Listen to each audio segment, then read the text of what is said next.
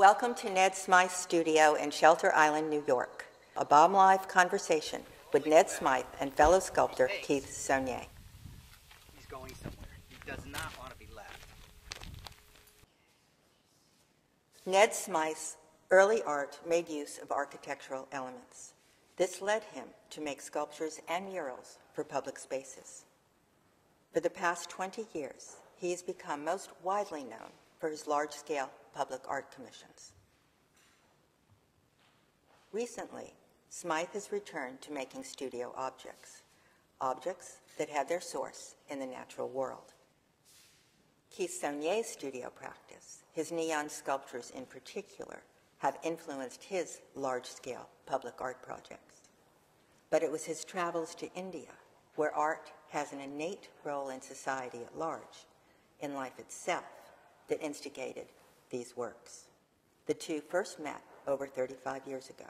Ned Smythe was a young artist hitching his way back to New York City. Art stars Keith Sonnier and Dickie Landry, then playing sax with Phil Glass, stopped to pick him up. Fast forward, and we come full circle to Ned Smythe, interviewed by Keith Sonnier.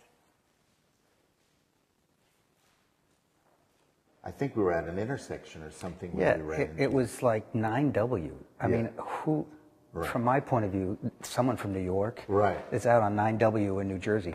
And I had just left my parents' home, having come back from Colorado, right. and was hitching into the city. Right. And this truck, you guys right. pulled up and said, "Where are you going?" Right. And when I said Soho, you guys burst out laughing. That's true. Very slowly, I began to click on who right. I was in the car with. Right. Which was very impressive. But I do remember that the idea came up about a job, and you were saying, well, what do you think I should do for a job? And we both, Dick and I both looked at each other and said, well, why don't you get a job at Food? And our mutual friend, who you became very good friends with later, was Gordon Matta, who was in partnership with Carol Gooden to open the restaurant.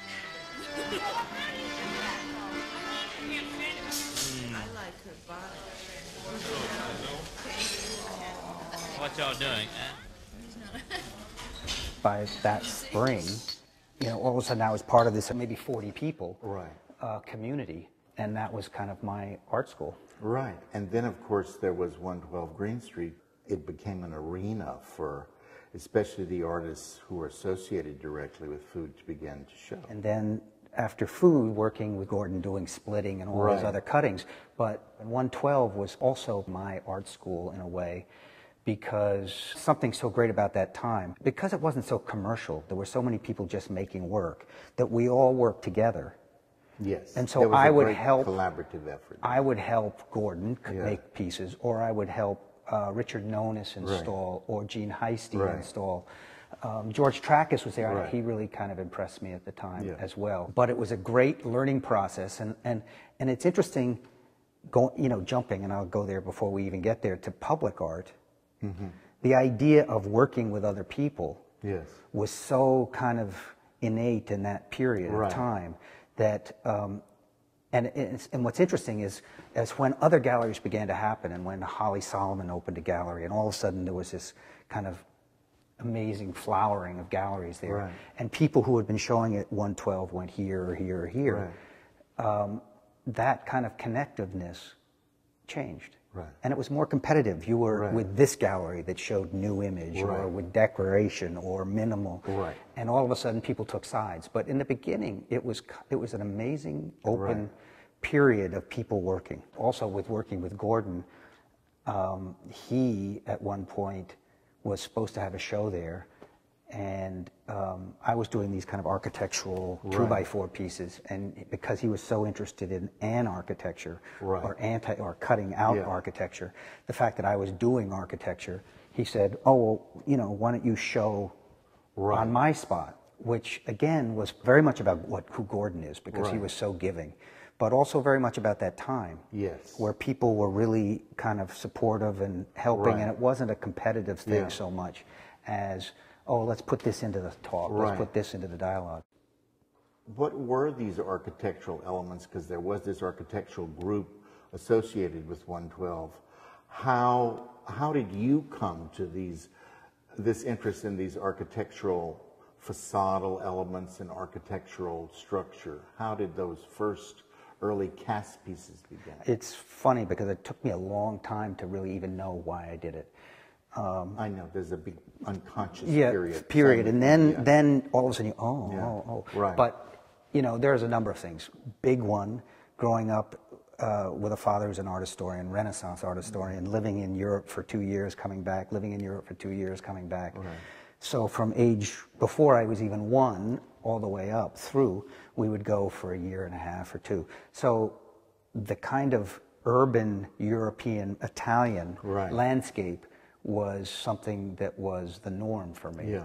Piazzas Right. with an object or a fountain or something, and then these facades were deep in my kind of memory system. And the idea of stone, everything that I saw, whether it was a cathedral or a museum or a piece of Egyptian sculpture, it was done in stone because if it was ultimate or supposed to be reverent, the things that lasted were in stone. Well, that's an element that's very unique about this early work, is that they focus on mass in architecture, like what architectural mass is, as opposed to skin architecture, which is how we think in terms of contemporary architecture. Big thing for me, walking into a Romanesque church, the columns are like this, and the weight, you feel it in your gut, the weight of this thing, and they're not decorative, and maybe it was this Romanesque, and then it had a beautiful gold dome or something.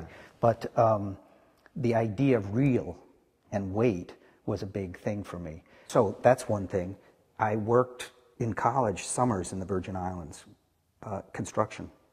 And I was working for a concrete company, and we cast concrete. So I had learned all this process kind of down there.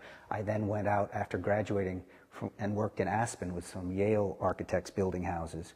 And we had to cast the footings and the stairs and all kinds of stuff like that. And I got kind of hooked on the alchemy of cement, where you take sand and water and put it together. Cooking in a way. Cooking in a way. You took these materials and you put it together, and you had this plastic material that would fill any shape, which again was kind of magic, and then it would harden into this hard surface. So, and it was contemporary stone. It was kind of everyday, you know, what we use. So that made sense to me. So these shows were 2x4s, cast concrete 2x4s that leaned against the wall, making a wall or a facade. And then there were 2x4 arches that would go 4 feet straight, 4-foot curve, 4-foot straight, and that would lean against the 2x4s and allude to an interior. When I came to New York, minimalism kind of was the thing that blew me away. So Carl Andre's pieces on the floor, being on the floor was really important. And Stella black and white paintings really kind of reinforced my idea of these kind of linear 2x4s and surfaces. And I also think the color of the cement, the ghost quality of this cooked material, and all the variation. I'm looking at them now, and still this amazing color gradation of grays through this. And as the older they got, and most of these were cast in '73 or something, and I've used them and shipped them to Europe and done stuff like this. They pick up a patina of just rubbing, which is also kind of amazing. And we think of cement as like our floor or our road dividers is hard and cold, and in fact, cement can be super warm. For me, it was the contemporary, lasting material. And it becomes the great material of postmodernism. Postmodernism was about a veneer and quoting details from art history, but it might be out of plastic, or it might be out of extruded metal. Extruded metal could be glass. anything, but it wasn't about the weight of the material. No, it's about the skin. And that's where postmodernist, not postmodernist ideas, but postmodernist architecture, I really didn't like, because it seemed like a cartoon. It was more like an Oldenburg versus a Serra.